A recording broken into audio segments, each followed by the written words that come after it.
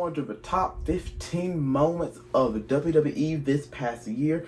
These are my personal opinions, but make sure to leave yours down in the comments below. Please make sure to like, please make sure to subscribe, and I hope you enjoy this video. So let's get into it. First up, we have Cody Rhodes winning the men's Royal Rumble and Rhea Ripley winning the women's Royal Rumble.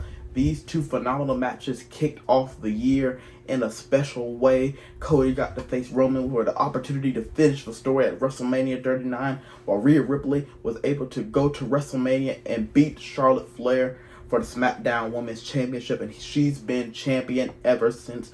Two phenomenal matches that will go down in the history books for two of the best matches of this year, two of the best WWE moments of this year, and a phenomenal way to kick off the year. Next, we have the turn of Sami Zayn. He turns on Roman Reigns and the Bloodline. It was absolutely cinema. It also happened at the Royal Rumble.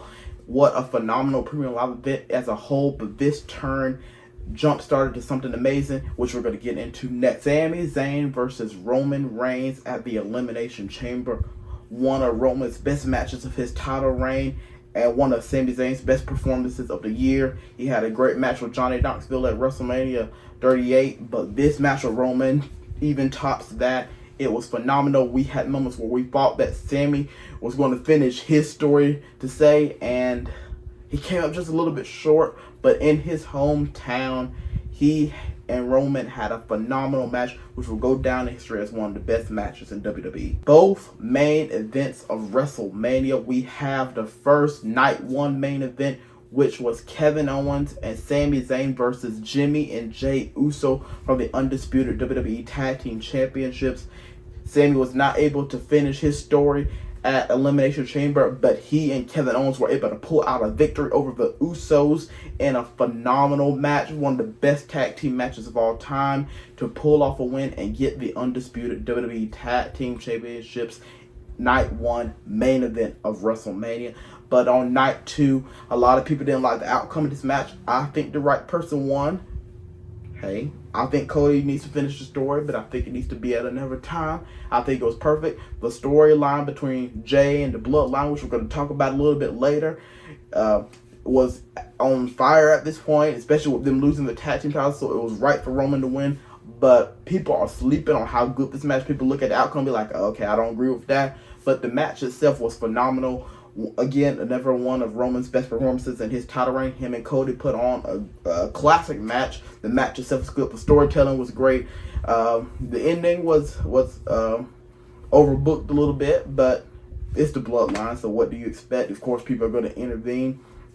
But Cody and Roman put on a great match. Cody came this close to finishing the story, but you know, he'll finish the story soon enough. The Cody versus Brock trilogy. It started at the Raw after WrestleMania. Brock and Cody were going to be tag team partners, and Brock gave a nice F5 and a nice attack to Cody Rhodes, prompting a trilogy, 3 matches between the two, and this rivalry was one of the best this year, I believe. A lot of people, I think, slept on this rivalry, but Cody versus Brock at Night of Champions, at Backlash, and then the final match at Summerslam, where Cody was given the seal of approval by Brock Lesnar, shaking hands after the match.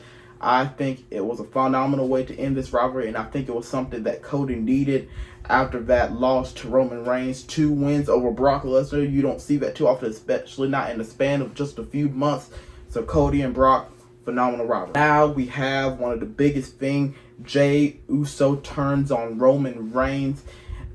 And my gosh, he didn't just turn on Roman, he turned on the entire Bloodline. We can't fail to mention the match at Money in the Bank, where Jey Uso was able to pin Roman Reigns 1, 2, 3. Him and Jimmy got the win, but soon after, Jey turned on his entire family. He quit SmackDown, he quit WWE. He said deuces, ooses, and he left.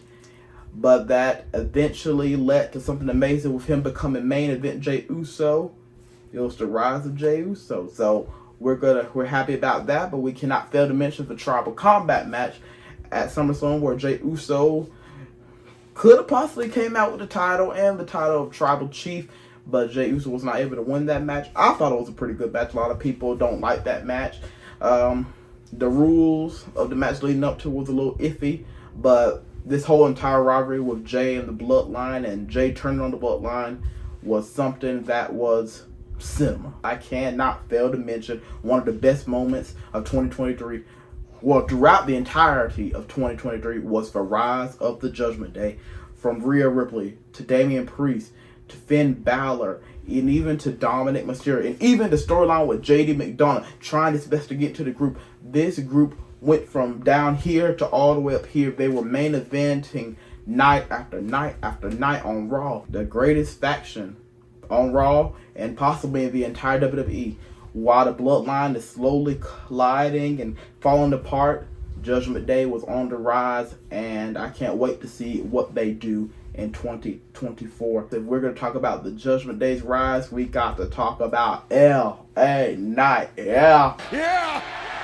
His rise to stardom. Everybody wanted him to win the Money in the Bank. That wasn't his moment. Damian Priest won it, but he won the Slim Jim Battle Royale, and things were going uphill from there. He got a match in the main event, the Crown Jewel with Roman Reigns, and he has been on fire, and I think title gold may be in his future. We got to talk about Becky and Trish, another great rivalry that started not too long after WrestleMania. Trish turned on Becky, took out Lita, who came back. It was tag team partners with them, but what an amazing rivalry that was supposed to end at SummerSlam, but ended at Payback with one of the best steel cage matches of WWE history, and especially women's cage matches in WWE history. One of the greatest moments was that final payoff, that final thing that took place at Payback in that steel cage. What an amazing start to the show. It could have easily main evented the show, in my opinion, and that rivalry from start to finish was absolutely phenomenal. John Cena making a full return to action. That's one of the greatest moments that I got to see. I haven't been a wrestling fan for too long, but John Cena came back for like a good 2-3 months.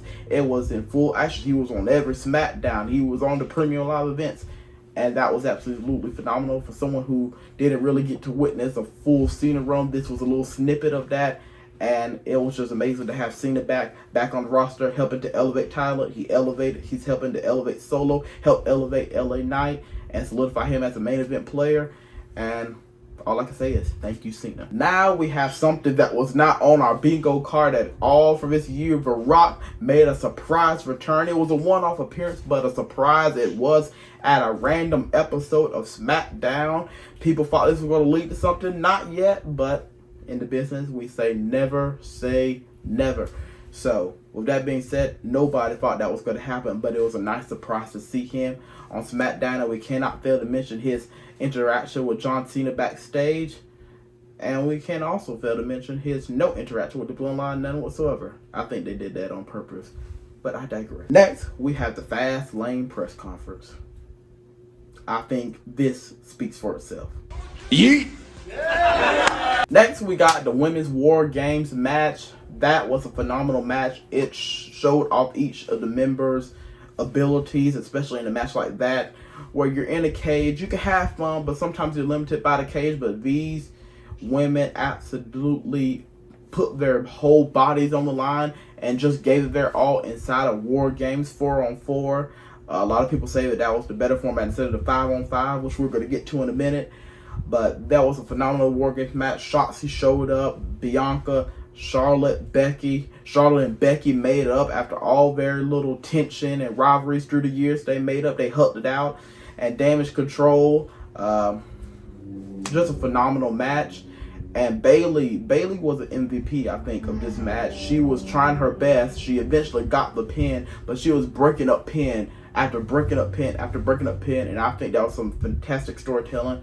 And I can't wait to see what Bayley does and Damage Control does in the future. Second to last thing, we got the Men's War Games match and the return of the Viper, Randy Orton. We didn't know if Randy was going to be back, but he returned this year, and he was able to help put down Team Judgment Day, to help Team Cody get the win at Survivor Series War Games. Another phenomenal match, 5-on-5. We didn't know if Randy was coming. They were teasing all night, and is he going to be here? Is he not going to be here? But it was a phenomenal match and a phenomenal return for the Viper. Now, the last thing on this list, everybody probably already knows what it is this moment right here.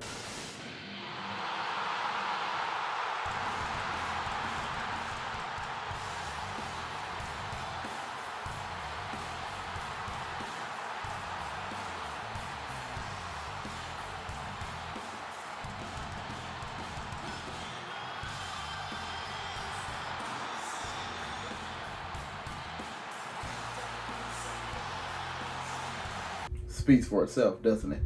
Well, that was the best of 2023. I can't wait to see what 2024 holds in store. God bless you. Jesus loves you, and so do I. We'll see you next time. Take care.